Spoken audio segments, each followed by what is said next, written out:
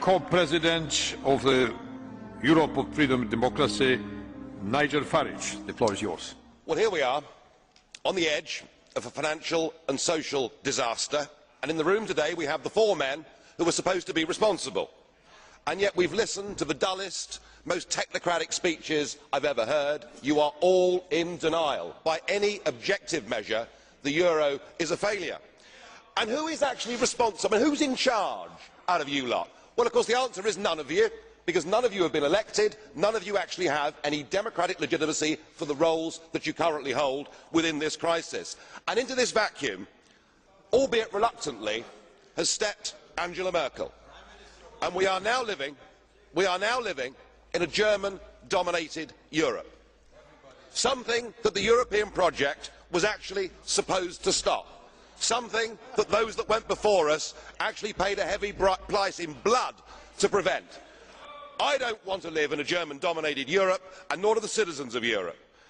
But you guys have played a role, because when Mr Papandreou got up and used the word referendum, or Mr Rehn, you described it as a breach of confidence, and your friends here got together like a pack of hyenas, rounded on Papandreou, had him removed and replaced by a puppet government. What an absolutely disgusting spectacle that was. And not satisfied with that, you decided that Berlusconi had to go.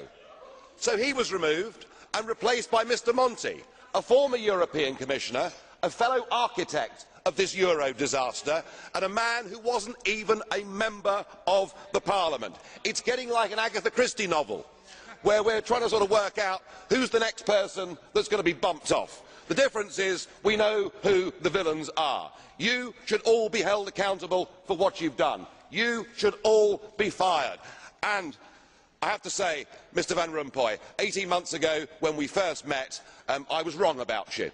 I said you'd be the quiet assassin of nation-state democracy, but you're not anymore. You're rather noisy about it, aren't you?